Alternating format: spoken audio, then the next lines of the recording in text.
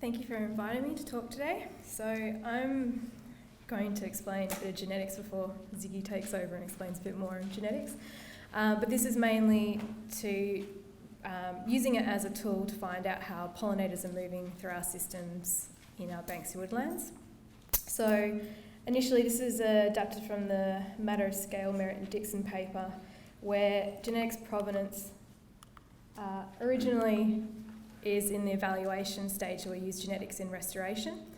But I've tacked on a bit at the end of functionality, where we're now moving to restored populations and we're wanting to know how they function and using genetics tools to see about pollinator dispersal, pollen dispersal, how viable their seed production is, and recruitment and seed dispersal. So the work was conducted at Hanson, and this is one of the sites which was actually part of Ziggy's work. We had to go out and plant seeds. So now we're looking at measuring restoration success.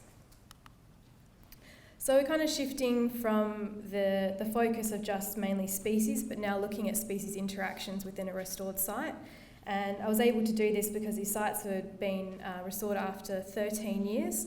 So the Banksia species that we're looking at were flowering and they were producing seed.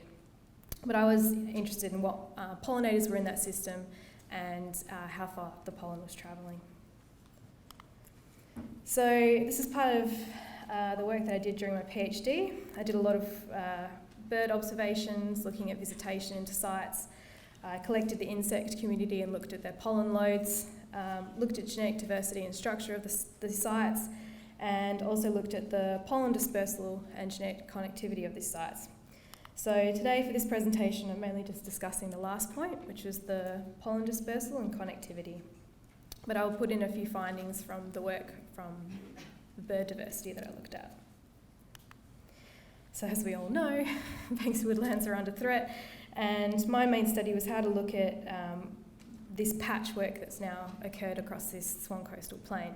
So I had a few sites just here. Oops. And you can see from 1992 to 2013 how the red is the vegetation change, which has been reduced vegetation, and how in the northern suburbs of Perth it's been quite dramatic over a short period of time. So on to measuring restoration success. There's a lot of different measures to try and understand functionality. But as I said, I was mainly looking at using genetics as a tool. So in the southwest of Western Australia, we have one of the highest proportions and diversity of plant species that require vertebrate pollination. And around 80% of our plants depend on birds, insects, mammals, such as the endemic honey possum for pollination. So when we're looking at restoration, in order to get that sustainable ecosystem to produce seed and continue on to the next generation and be self-sustaining, we really have to look at what pollinator services are we actually able to restore in these systems, and how are we restoring them? Do bird species re-enter the site or not? So again, I looked at Banksia species. You've seen these pictures quite often today because they're quite pretty looking plants, but the main thing is they're attractant to honey eaters, and they're the main food resource for honey eaters during the winter and autumn months, which is the Banksia, and as one of a food resource in the summer months, which is the attenuata species. So I went into looking at genetics and paternity assignment, and not to be scared, but basically you have the father, the mother, and you produce a seed. That's how genetics works. So again, you have this is the pollen from a Banksia. It's a jelly bean shaped pollen. The mother is inflorescence and you produce a nice little seed, hopefully. So I had multiple study sites along the Swan coastal plain, 3 areas north and 1 area south. Area north was to try and find undisturbed Banksia woodland as a reference site, and mainly looked at the Gnangara Moor State Forest area, and I had 2 sites up there. I then had a look at the restored sites at the Hanson construction materials site, which is in Gnangara. There was 1 strip of remnant vegetation next to an area that had been restored, and past that was pine, so there wasn't much other native vegetation in that space. And then had a look also at another site that they restored down in Jandakot, different to the Deepore sites. This was a mine site that they took sand from, but during their restoration process they were told that the site was probably going to change hands and turn into an industrial area. So instead of putting all their focus into getting a self-sustaining species-rich Banksia woodland, they ceased their plantings and the use of topsoil in that site. But it still had the Menziesii and Attenuata in quite good stands in that area, and they were flowering and producing seed. And as like the Nangara site, it had a little section of remnant vegetation adjacent to that site. I then had a look at some sites up in Wanneroo, Barangaroo Conservation Area, Paloma Park, Highview Park, and I think this is now called Hepburn Park. I didn't do genetics at all of these sites, but I did have a look at all of the bird species in these sites over summer and winter for 3 years. So it's quite intensive fieldwork. So these are the sites that I did my genetic studies at. So just a quick findings on the bird species stuff. What I did find was that there was a lower bird pollinator species in restored and smaller remnants than in the larger intact Banksia woodland remnants. And that was similar to a paper that a student published in 2014 where she actually looked at a restored site that was within an active mine pit at the Hanson Quarry area and found that there was a lot lower bird pollinator diversity entering that site, but there were still birds entering. I also found some interesting things with bird foraging behaviour. So I was looking at how they interact within the system and whether their interactions change in a restored system versus a natural system, and that differed quite a lot. I found that because through the extraction process of sand mining, you're actually reducing the distance between the plant and the water table because of the extraction of sand. And so a lot of the Banksia woodlands on these restored sites were heavy flowering and generally had produced more inflorescences than their adjacent remnant sites. And it was interesting to find that larger bodied birds, the honey eaters, sort of red wattle birds, would actually become very protective of this food resource and chase any smaller birds out of the site, and they weren't able to forage. So that was a kind of interesting behavioural change. And really from the work that I did, I found that the more diverse the site in species, the more equally diverse the bird species were. And we really need to encourage that re-establishment by producing diverse ecological restoration.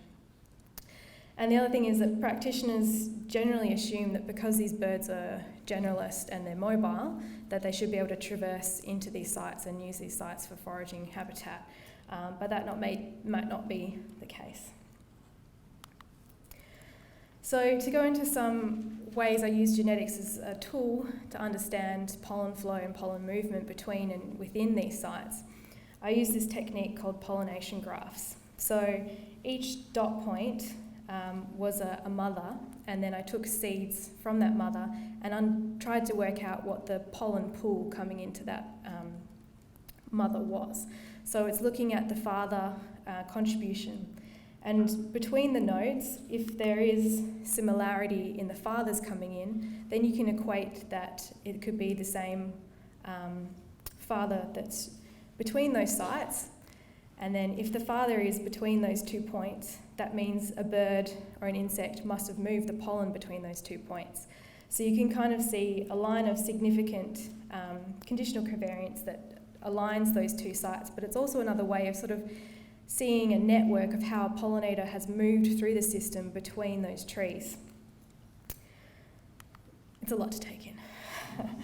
But basically, you have the mother is the dot point, the seeds is the crop, and the father will move between those. So I'm looking at sort of how many fathers are in that space, so the effective pollen pool of donors, how many donors were coming into that site, but also were those donors connected between those sites.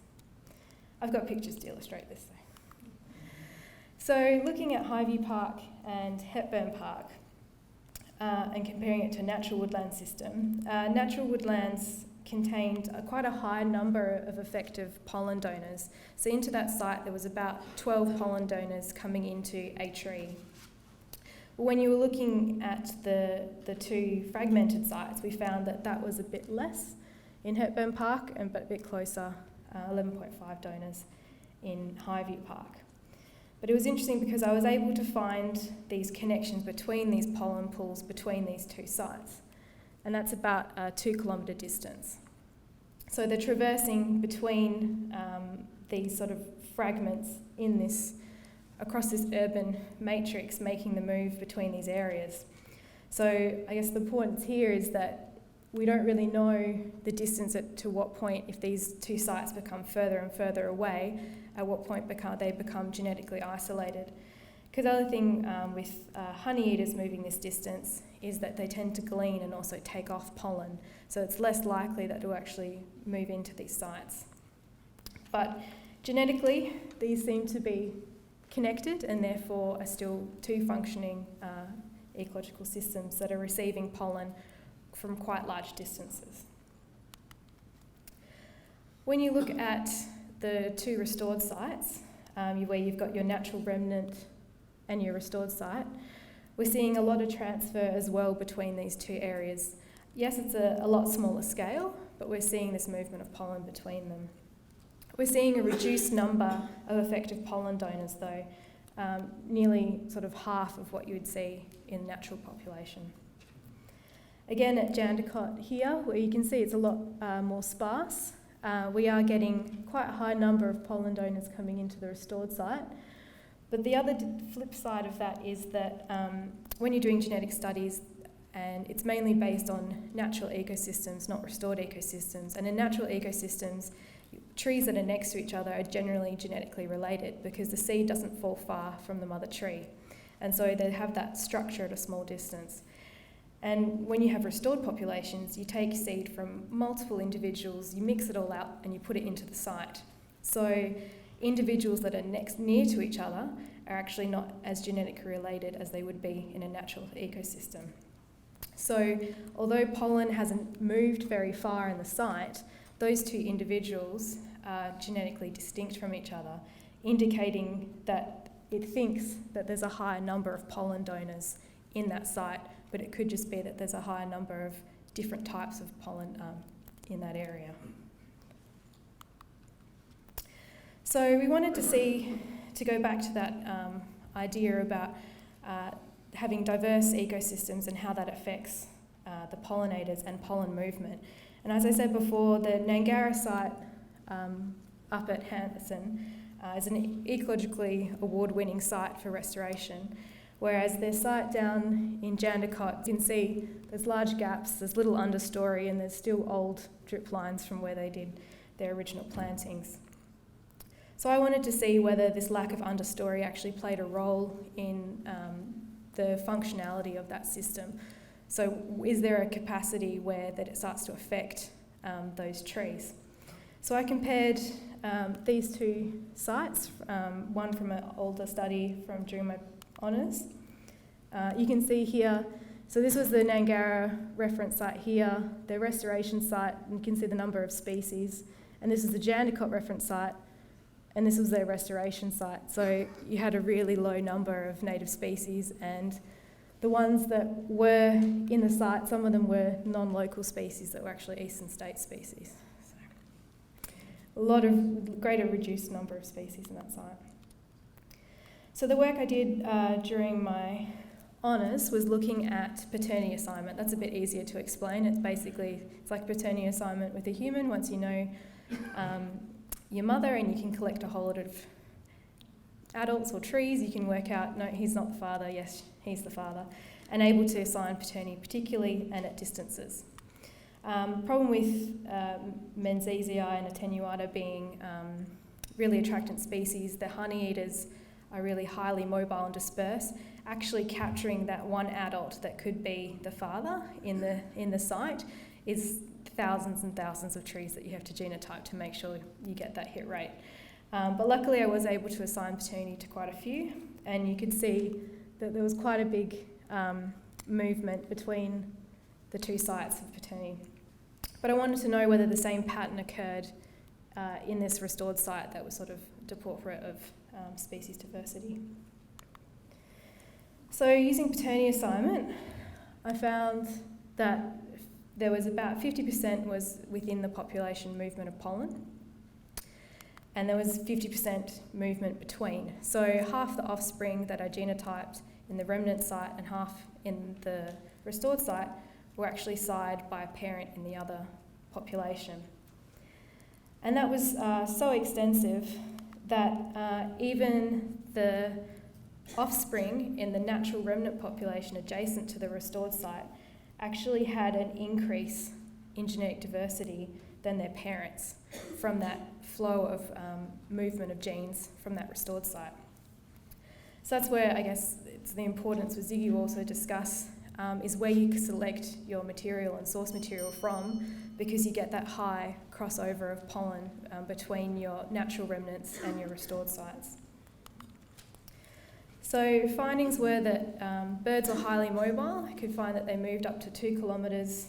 That's so angry, disgusting little Banksias.